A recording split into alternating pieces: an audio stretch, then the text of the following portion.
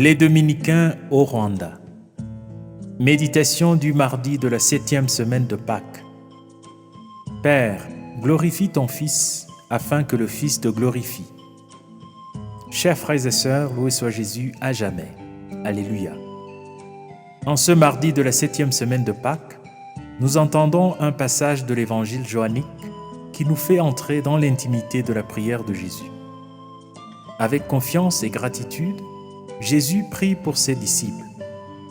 Il présente d'emblée l'œuvre que le Père lui a confiée et qu'il a parfaitement accomplie dans le monde, notamment au milieu de ses disciples.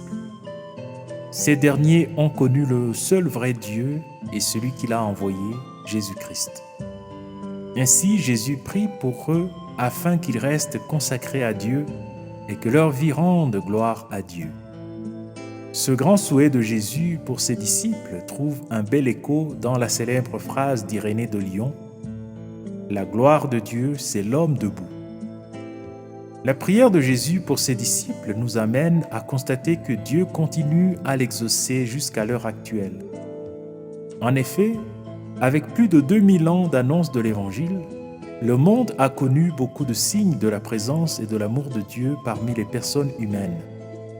Des saints connus et inconnus, des œuvres de charité innombrables, beaucoup d'études très approfondies de la parole de Dieu, des célébrations liturgiques qui ont nourri spirituellement les communautés pendant des siècles, bref, tout ce qui entretient la foi des chrétiens et fait connaître le nom de Jésus au monde.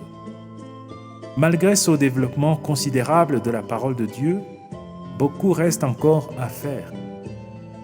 Le monde a encore besoin de témoins infatigables, attachés à Jésus, ouverts à l'Esprit Saint et passionnés par l'annonce de l'Évangile, comme saint Paul apôtre. Frères et sœurs, nous sommes parmi les disciples pour lesquels Jésus a prié. Au cours de ce temps pascal, il nous a comblés de ses grâces à nouveau. Nous avons reçu sa parole de vie, nous avons été nourris de son corps et nous voici entre les mains de Dieu.